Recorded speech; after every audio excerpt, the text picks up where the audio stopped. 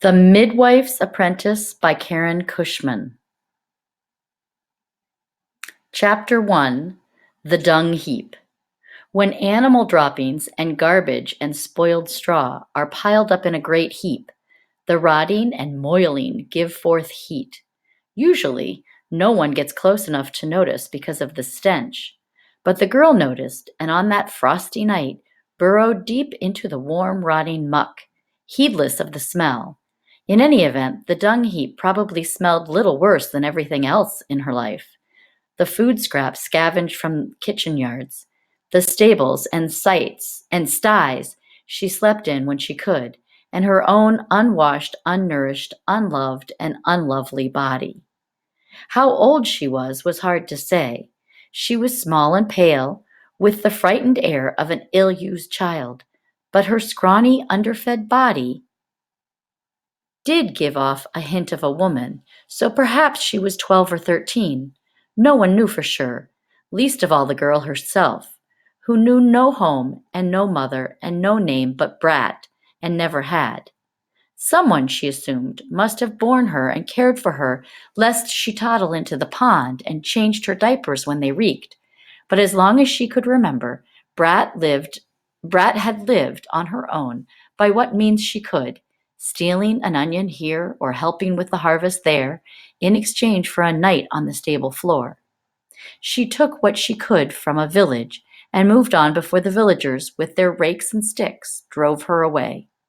Snug cottages and warm bread and mothers who hugged their babes were beyond her imagining, but dearly would she have loved to eat a turnip without the mud of the field still on it, or sleep in a barn fragrant with new hay and not the rank smell of pigs who fart when they eat too much. Tonight she settled for the warm rotting of the dung heap, where she dreamed of nothing, for she hoped for nothing and expected nothing. It was as cold and dark inside her as out in the frosty night. Morning brought rain to ease the cold, and the kick of a boot in Brat's belly, hunger. Brat hated the hunger most, or was it the cold?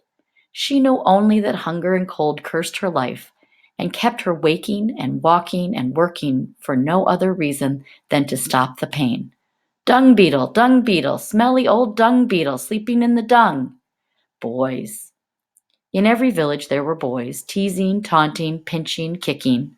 Always they were the scrawniest or the ugliest or the dirtiest or the stupidest boys, picked on by everyone else, with no one left uglier or stupider than they but her.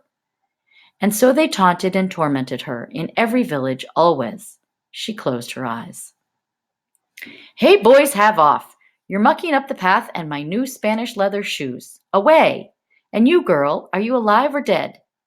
Brat opened one eye. A woman was there, a woman neither old nor young, but in between. Neither fat nor thin, but in between. An important-looking woman, with a sharp nose and a sharp glance and a wimple starched into sharp pleats. Good, said the woman, you're not dead. No need to call the bailiff to cart you off. Now, out of the heap and away. The fierce pain in her stomach made Brat bold. Please, may I have summat to eat first? No beggars in this village. Away! Please, mistress, a little to eat? Those who don't work don't eat. Brat opened her other eye to show her eagerness and energy. I will work, mistress. I am stronger and smarter than I seem. Smart enough to use that heat from the dung heap, I see. What can you do? Anything, mistress, and I don't eat much. The woman's sharp nose smelled hunger, which she could use to her own greedy purpose. Get up, then, girl. You do put me in a mind of a dung beetle burrowing in that heap. Get up, beetle, and I may find something for you to do. So Brat, newly christened Beetle, got up, and the sharp lady found some work for her to do and rewarded her with dry bread and half a mug of sour ale, which tasted so sweet to the girl that she slept in the dung heap another night, hoping for more work and more bread on the morrow.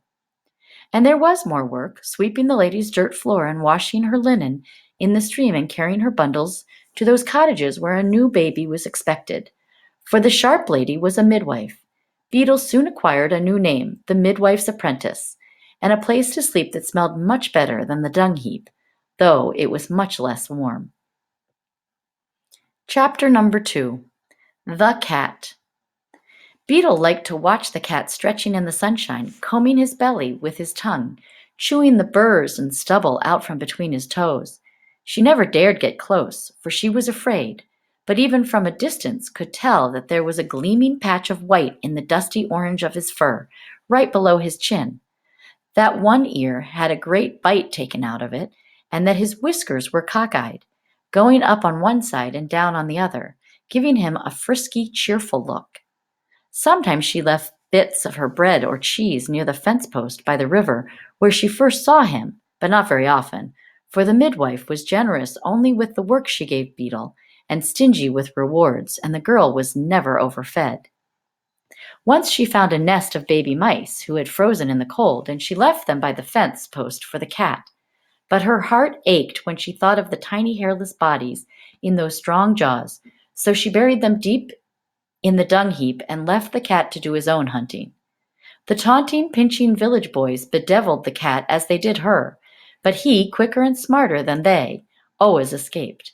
She did not, and suffered their pinching and poking and spitting in silence, lest her resistance inspire them to greater torments. Mostly she avoided them and everyone else, hiding when she could, scurrying along hidden, secret paths around the village, her head down and shoulders hunched.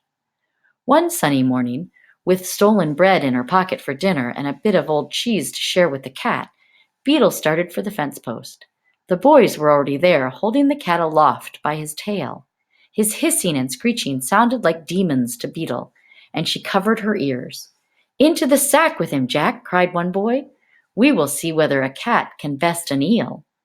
And the sack with eel and cat was tossed into the pond. Beetle stayed hidden, more afraid to attract taunts and torments of the boys than to lose the cat. After a time the tumbling sack sank into the reedy water, and all was still. "Ah, Jack, you was right. The eel took that cat right down." And the boy with the runny nose gave 2 apples to the boy with the broken teeth, and they all went back to the fields. Beetle waited a long time before she came out of hiding and waded into the muddy pond.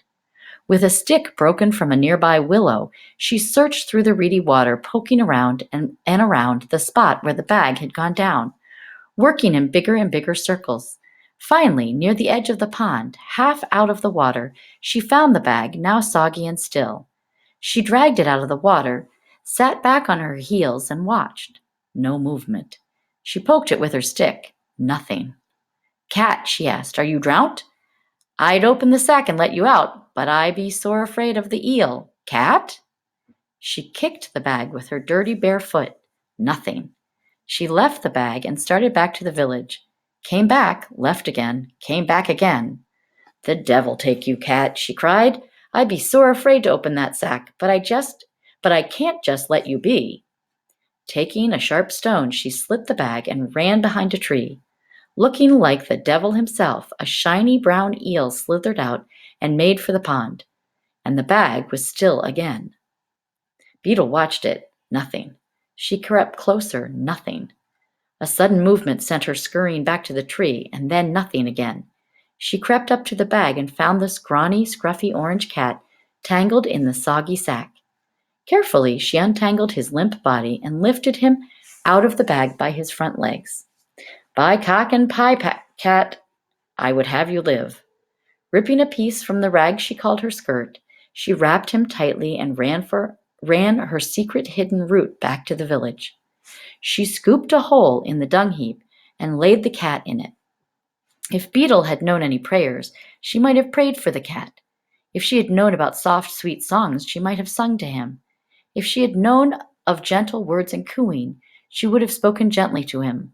But all she knew was cursing. "Damn you, cat, breathe and live, you flea-bitten sod, or I'll kill you myself." All day the cat lay still in his cave in the dung heap.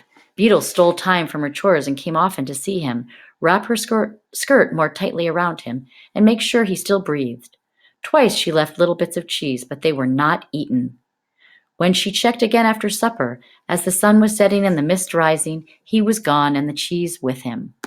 You'll have to finish the rest on your own. That's the end of my recording.